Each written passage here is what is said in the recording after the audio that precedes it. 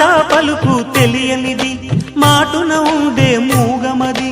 కమ్మని తలపుల కావ్యమయే కవితలు రాసే మౌనమది